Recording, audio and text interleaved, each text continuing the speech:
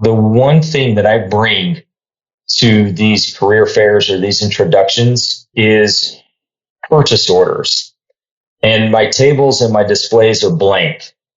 And the amount of interest that it draws from these students, because I have a blank table with just a piece of paper on it. They're like, what are you? What do you do? That's my opportunity to say, hey, we are supply chain. We transact over 1,200 lines per day.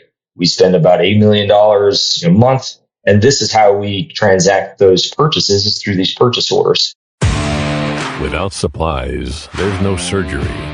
Without products, there's no patient care. Welcome to Power Supply, the healthcare supply chain podcast focused on helping you navigate the intricacies of logistics, purchasing, contracting, and supplier relationships. Each episode, we speak with healthcare executives, supply chain leaders, and innovative entrepreneurs from across the country as they share their stories, experience, and expertise on the industry we love. From the loading dock to strategic sourcing, from buyers to the C-suite, and across the enterprise, we tackle the real-life issues impacting the healthcare supply chain. Whether you're tuning in for conversation or inspiration, we're glad you're here. You're just in time to hear it from the source and stock up on insight. So sit back and plug into Power Supply.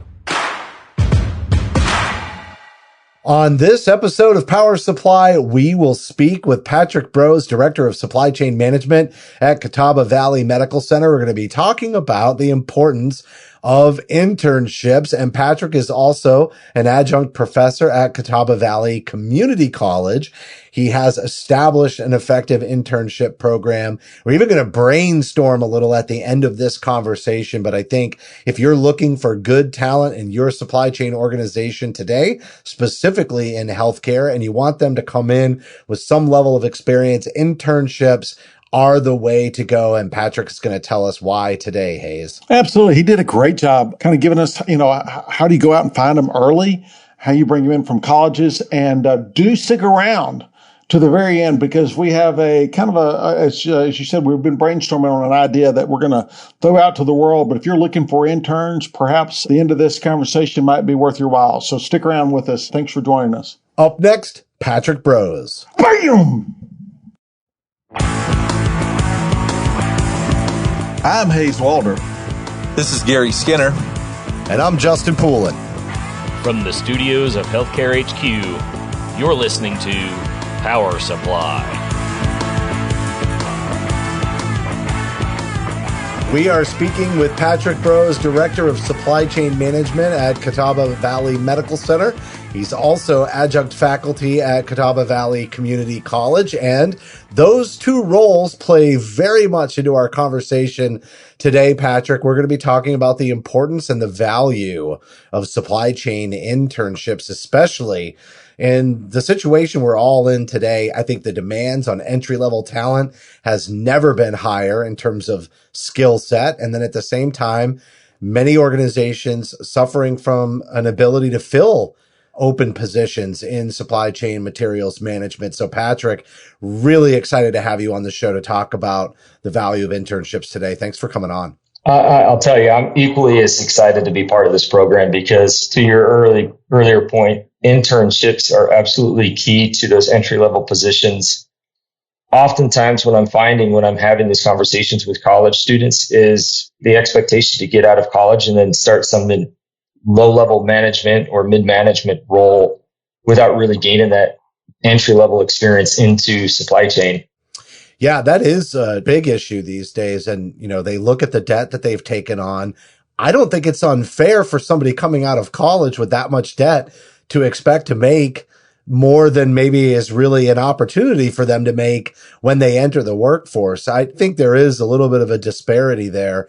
But at the same time, if you can hit the ground running with that baseline skill set, you can climb the ladder a lot more quickly, right? And knowing the environment that you're coming into, maybe promotion or opportunity for promotion comes sooner, and we start to narrow that gap from investment made in our education to actual real world income that comes from that.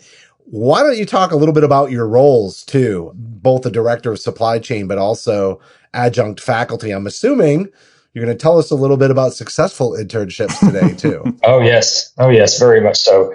So my role at Catawba Valley Medical Center is in supply chain, and within supply chain is contracting, it's receiving, distribution, inventory. It's your traditional roles and responsibilities within a supply chain in the healthcare environment. And so I feel like that gives me a very unique opportunity. I'll get to the adjunct professor part, but I want to make sure I hit on the uniqueness that it provides in terms of that internship for our local colleges in town, because we do work that entire continuum of supply chain. And so I'm able to expose those students to real world practical experiences, whether it's the receiving process, the distribution, the inventory, warehousing, contract management, purchasing, sourcing. So I really appreciate that opportunity within my health system to have that ability, if you will, for the interns. So that gets right into me being a adjunct professor at the community college. Because of those unique experiences that I have within the health system here, I'm able to speak specifically about all of those different components of the supply chain. And just because we're a small health system within a rural community in North Carolina, we have a big presence in terms of our spend and opportunities and our relationships with the suppliers, manufacturers, et cetera. Patrick, just to tie in, and I know Hayes will find this amazing, but I was adjunct professor for 5 years too, so I get it, Hayes. I know you're impressed. Okay. But Justin is our mentor all day long. But anyways, Patrick, moving into it, I think about what you teach, right? You're in the classroom, you're talking about it, you're teaching it, you're trying to give real life experiences. And once you see like those students get to that internship piece, it's almost like a light bulb all goes off. It's like touch it, feel it, see it. And they learn so much like in a week that you've taught them in like a semester. Do you see the light bulbs go on?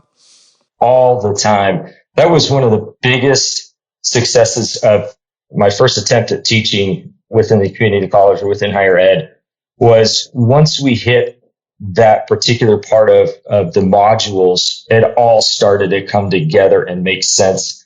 Because I started the program with an intro into supply chain, because supply chain is so large and there's no one direction within supply chain. So I started with an overview, but once we started getting into the modules of international logistics and international sourcing and all of the different components, what we did was we took the experiences from each of the students and we built off of that and then brought it together as one module and then moved through the program. And to your point, that's where the light bulb started going off, and that's where it started clicking and the engagement really kicked in. And that's when class really had just took off and we started having fun. Hey, Patrick, quick question about that program itself and that class. Is it a supply chain curriculum completely, or is it a class part of something else? It is supply chain curriculum completely. Wow. So it's not a healthcare administration degree. It's not a business degree.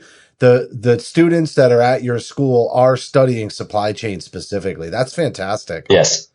Yes. Now, are they looking outside or more broadly than healthcare, or is it specific to healthcare? No, it is more broadly. We had manufacturers, we had transportation, international companies, we had furniture manufacturers as part of our cohort. Just a wide variety of different experiences and knowledge and industry. That's fantastic. Yeah.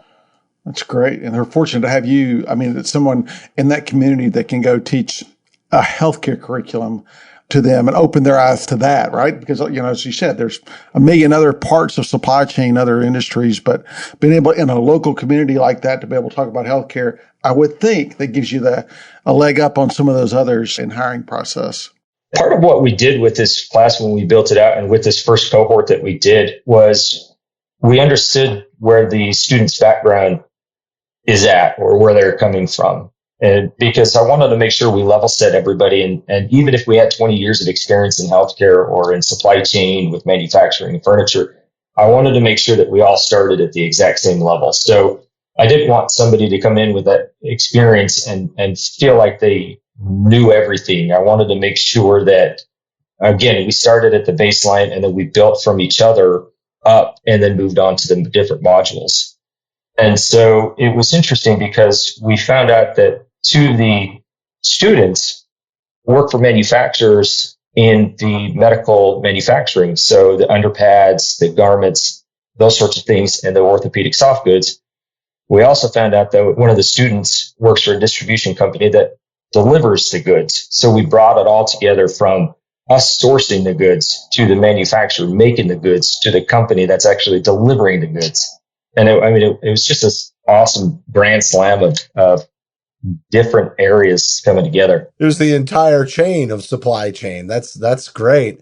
How did you find supply chain? How did you get into this role? Did you have an internship or did you fall into it? Maybe you threw a dart at a map. I did throw a dart at a map. No, you did not. No.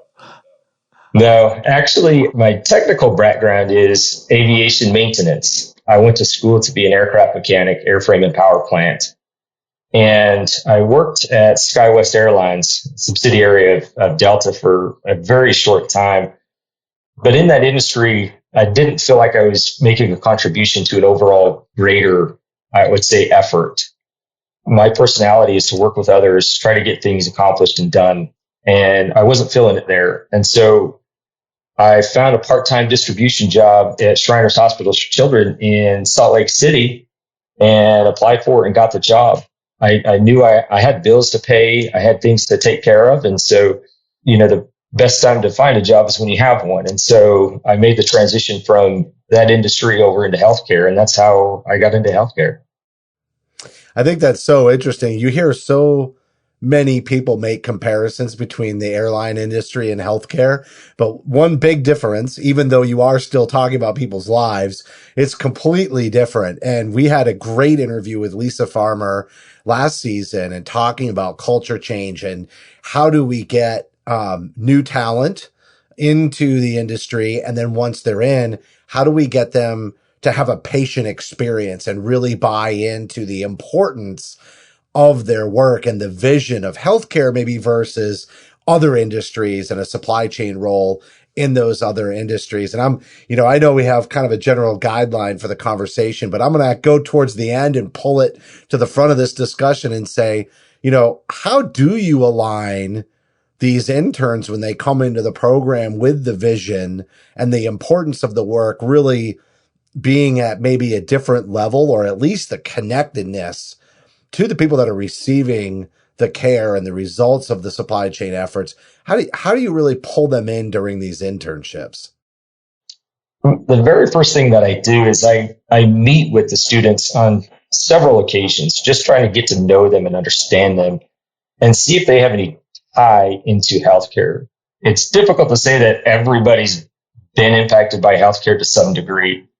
And when I find out what that tie is with that student or with that intern, I then build the program around that experience with what it is that they want to accomplish. So if I have someone that wants to do more of the financing and analytics, we build the program around their financial and analytics, but understanding that the decisions and the efforts that they're having have an upstream and a downstream impact.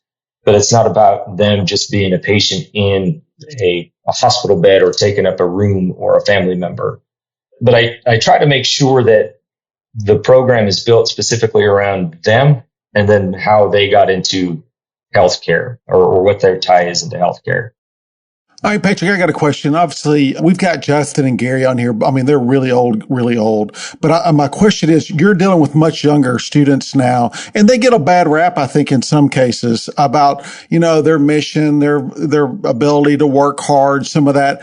Kind of describe to us what that typical student looks like, and when you bring them in, how does that feel? What do you think about that? I am not seeing that, not out of the students that I'm getting and the students that I'm talking with. There are many students that I'm not able to take as interns, and I'm finding they're a lot more engaged now than previous experiences that I've had. And I think part of it is coming from the delivery of education that they're getting at their local university or college, and that these professors are touching on a subject, supply chain, so I would say at such a very low level that it's piquing their interest. And I think that's where it's really starting is they're just getting this brief skim of what supply chain is or operations is. And it really drives them to want to be more engaged. And how many interns are you bringing in? What's your expectation there? How many would you like to have at any one time at your system? I would love to have two. Right now, over the past several, I would say years, I've only been able to get one in only because of scheduling conflicts with that particular student. But I would love to at least have two to be able to go through the program simultaneously. You know, even the way you described the internship and how you approach the interns, it's obvious to me that you have a mentorship component to the internship, which I think probably has a lot to do with why you're piquing their interest in holding it and giving them that real investment in healthcare as being different and getting them tied into that mission.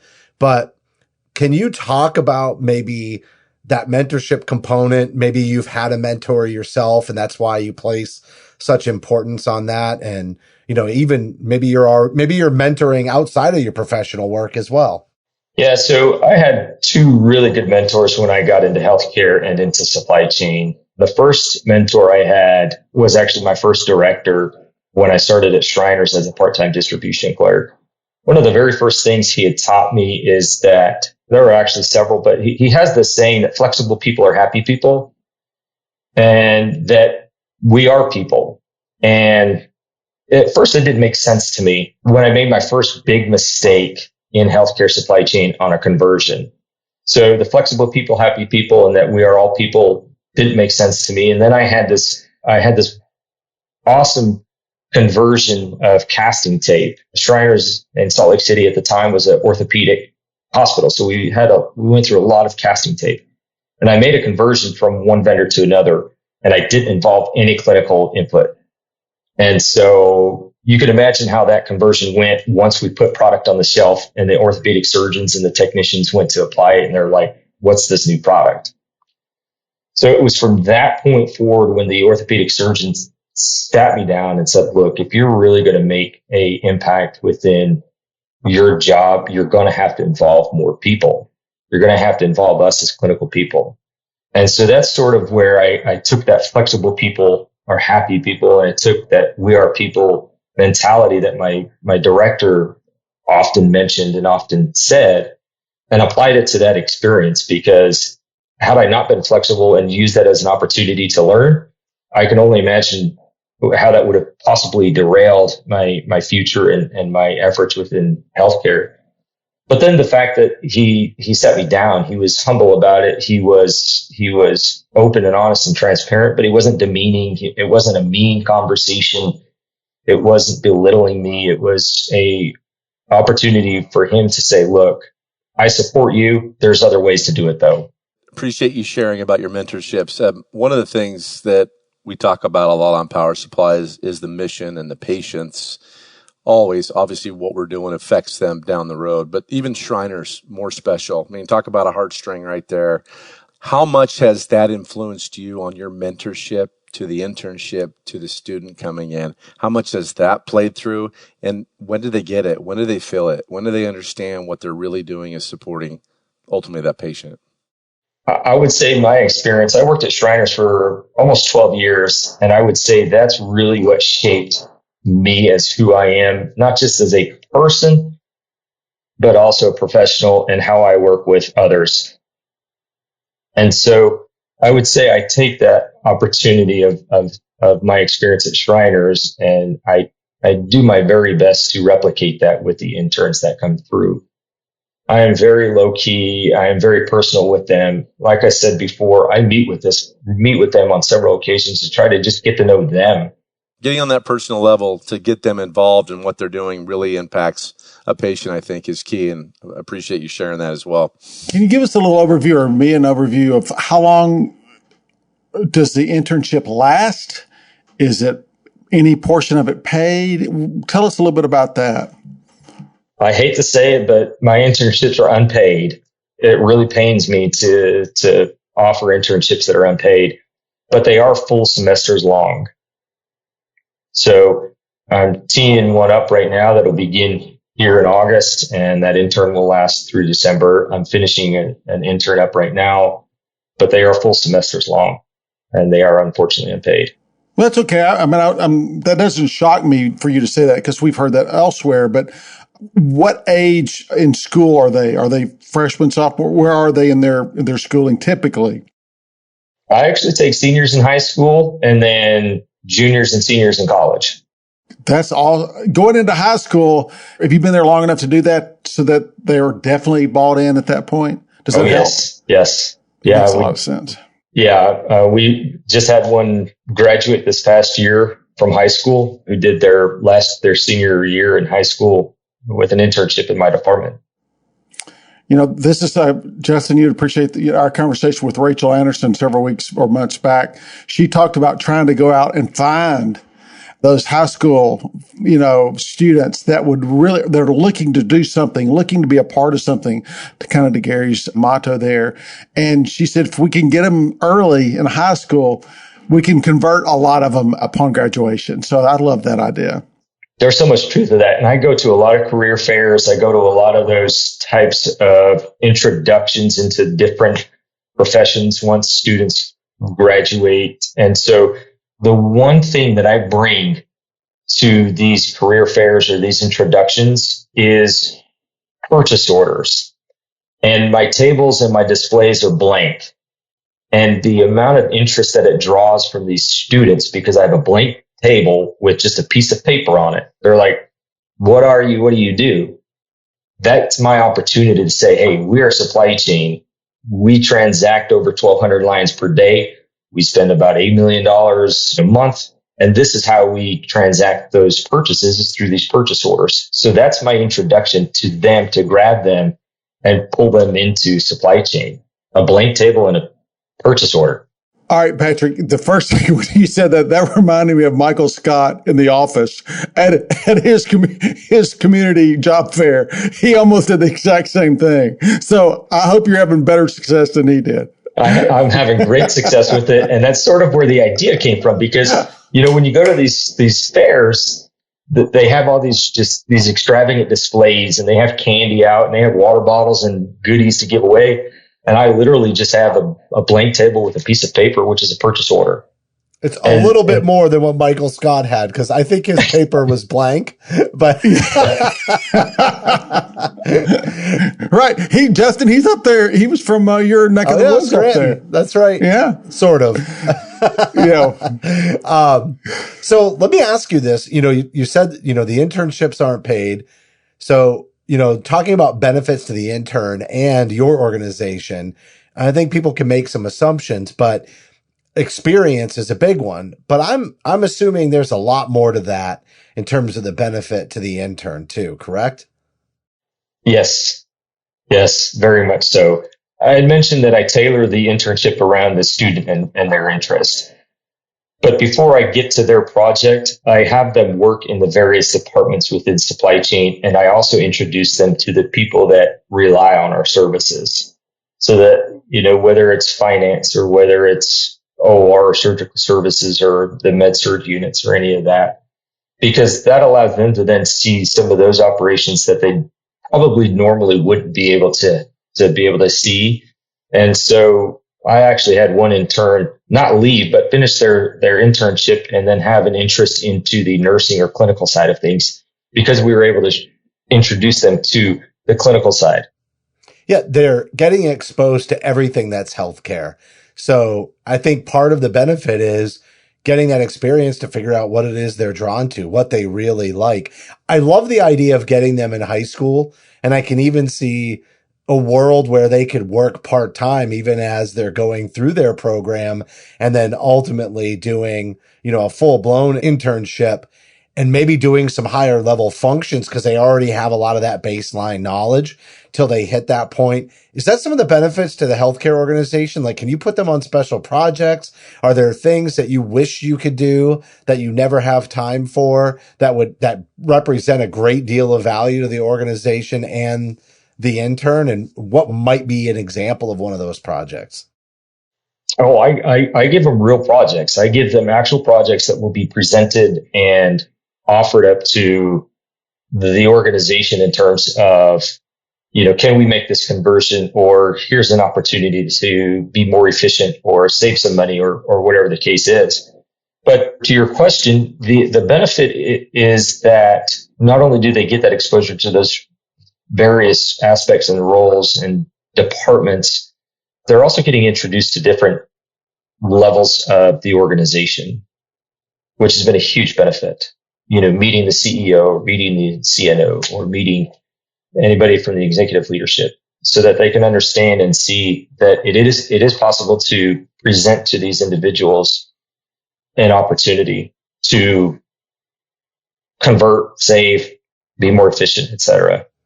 So they're not just learning something that will give them competency, they're learning confidence. You're putting them in a position to really get a chance to test the waters that way, because I think many people that, even as they grow their careers, even in their early 30s in many cases, when they get to that level, they're very intimidated by it and they don't always get across the point. I think having that opportunity at a younger age and during an internship almost insulates them a little bit, right? Because the purpose, the vision. So they have somebody right behind them to sort of back them up and know that they can be confident, that they're going to be okay as they do that present. That's a huge life skill. Yeah, it's an absolute safe place for them to make those mistakes. If they put together this presentation on a conversion of a product and they go to present it and they've made a mistake, it's an absolute safe place to go ahead and make that mistake, so that we can go back, we can look at it, figure out where that mistake was at, talk about it, and then they can try again. Let me jump in there right fast. I love particularly the high schoolers, because for all the reasons, and I think Justin used the word, life skills, but being inside a company, which a hospital is, but understanding how the meetings work, how a lot of times you communicate via email rather than talk, all these different things, that those life lessons that they learn, and all of a sudden they go to college. To me, it's a great, great experience. And it's got to pay off in the long run for many of those students to come back to you. But they just learn the inner workings of a health system from top to bottom. I think it's great. It is. And I also let them know that even if they decide not to take a career in healthcare supply chain, that they're going to have to know how to do those things no matter what industry, because they're always going to have someone to report to. There's always going to be meetings. There's always going to be presentations. So I let them know that, even though this is healthcare driven and that their project's healthcare driven, that the basis of what they're doing is synonymous across any industry, across any profession that they take. It is, because, I've got two boys this age, right, that we're kind of talking about. And I mean, their whole life rotates around a phone and texting, right? I mean, that's just what they know. Well, you cannot necessarily do that when you get into the real world necessarily. And it's just different. And I think those life skills you've talked about, literally being able to present and build a deck, do all those things are so valuable. So kudos to you. And how to make an argument and position something in a concise manner. I talk to tons of people who are very passionate about their solution or what they're doing, but they're not always good at conveying that message to other people who aren't experts in that same area. And really being able to drill that down, I think that, especially presenting to the C-level, requires you to hone that skill, which is another thing that I think really is, it's not just that they can learn and kind of get exposed and know that they have backup. There's a real importance of, what are the key deliverables? How do you help that relate to an audience who doesn't know all the finer details that you know, and still resonate with them, that they want to be moving forward with what you're suggesting or what you're recommending, and gaining confidence for an initiative? Those are all really important skills. Here's a question I have. It's actually my last one, but I feel like internships in healthcare supply chain are few and far between, honestly. Underutilized. It's part of the reason why we had you here, although you can dispel this if I'm wrong. But that's kind of my sense of things. But I also feel like other industries are packed with internships. And so I feel like we're not really leveraging something that so many in other industries do. It's specifically related to supply chain. And I wonder, what is it that makes internships so important to those other industries? And why is it that we don't have more programs bursting across the scenes around the country? I think the other industries do a really good job of saying, here's the opportunity once you leave the internship. Many of these internships in some of these industries that I've talked with, they're part of much larger organizations or much larger systems, or multinational companies where they can move around once they're done with the internship. And in healthcare, we're sort of in our own little environment. We're in our own ecosystem, if you will. And so it's really hard to say, here's an opportunity once you leave the internship, because oftentimes we have to have an open position to fill it.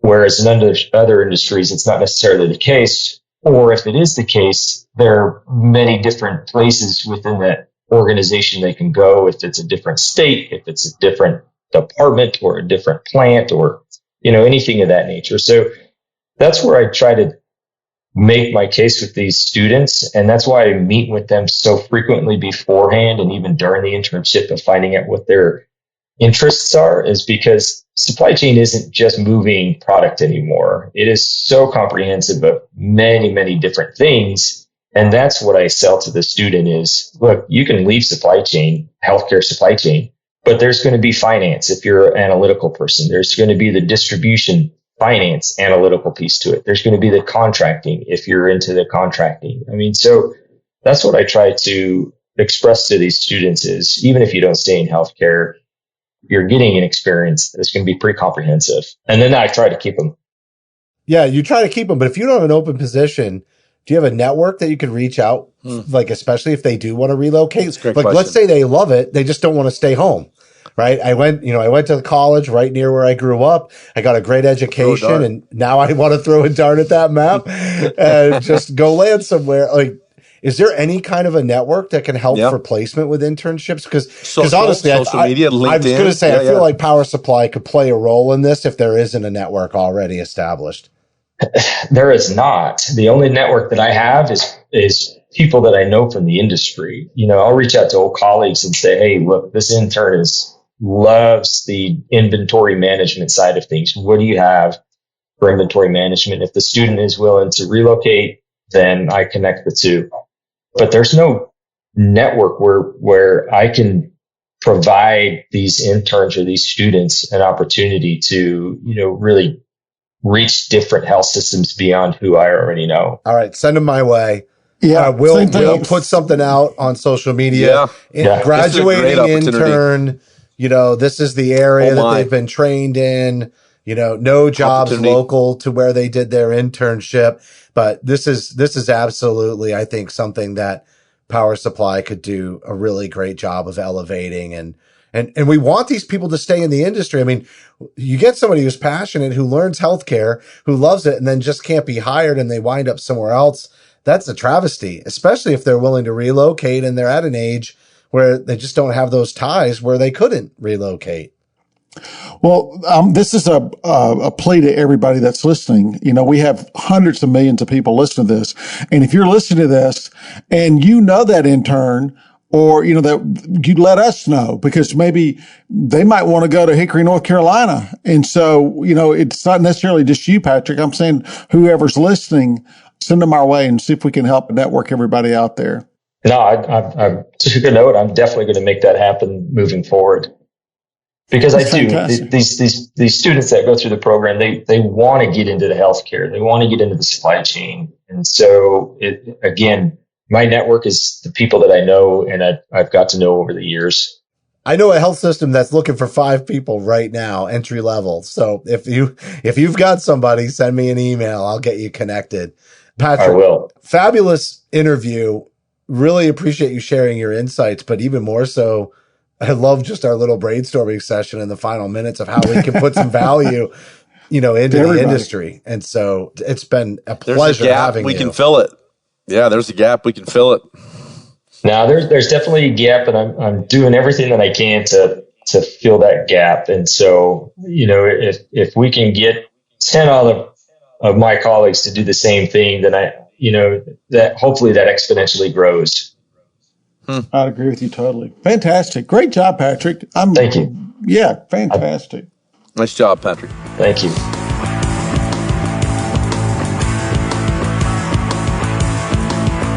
Patrick Brose, everybody, Director of Supply Chain Management at Catawba Valley Medical Center and Adjunct Professor at Catawba Valley Community College, really sharing both of those roles with us today as he discussed internships, Hayes, and the importance of internships. And, we fit in some mentorship into the conversation as well. I think that's a big part of, getting interns to stick in healthcare.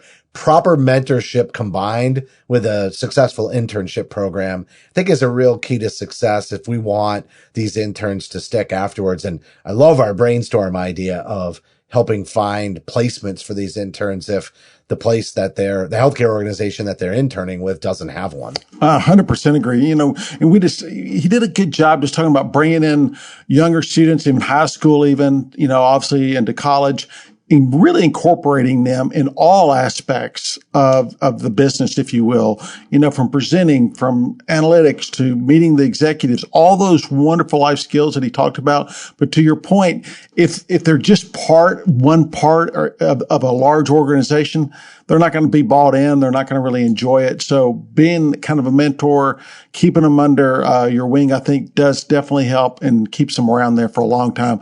But yeah, to your point at the very last part, we did have a nice little brainstorming session. And if you're listening here and some interns out there that are looking to move or relocate, let us know. Drop us a line on LinkedIn or wherever you can find us, and we'll see if we can help you and network those students out there. But he did a great job. Patrick was wonderful. It would also be really cool, Hayes, is if we did like a 30-minute interview with the interns and had like a special category podcast that went out where people got to hear the interns, for like 30 minutes about their experiences. That could be a lot of fun. And the reason I bring it up is our smartphone app for iPhone and Android, because if you listen to us on Spotify, iHeartRadio, etc., you may not realize that the content we put out is categorized. The categories don't necessarily show up for you to be able to filter them when it's on a regular podcast aggregator. But if you download our smartphone app, you'll see categories. So you can listen to the articles on the go, like ones provided to us by Bob Yokel. And you can also see our shows, our vendor spotlights. And I feel like this internship interview could be like a really cool way to introduce folks that are about to graduate from college that are looking for opportunities and don't have one where they've done their internship. That could be a ton of fun. Hayes. It would be fun and be quite the interview for them to broadcast to the world out there. So great way for them to get some exposure. Yeah, vast exposure. So yeah, great job. All right. Well, I mentioned the podcast app, but I also just want to remind everybody that Hayes has asked for you to have a gentleman's agreement with us that if you like what you're hearing, you're tuning in every day, you see the posts on LinkedIn or Facebook, that you, at the very least, share out our podcast or like it. But even more so, we'd love it if you shared it out. If you reshared it from your feed, made some comments about maybe what you learned during the show or something that stood out to you, or just comment on the post that we put out from Power Supply, I think that would be great. We would love to hear your insights, or maybe there's something we didn't cover on a topic and there's really something that needs to be added to the discussion. You can do it there on social media. You can also connect with Hayes, Gary, or myself on LinkedIn if you're not already. We'd absolutely love to make that connection. You can instant message us directly. We'd be happy to start a dialogue. You can also email us to info@powersupplymedia.com. We have both the .net and the .com now, so definitely check out powersupplymedia.com and the email info@powersupplymedia.com. On behalf of Hayes, Gary, and myself, thanks for listening to this episode of Power Supply.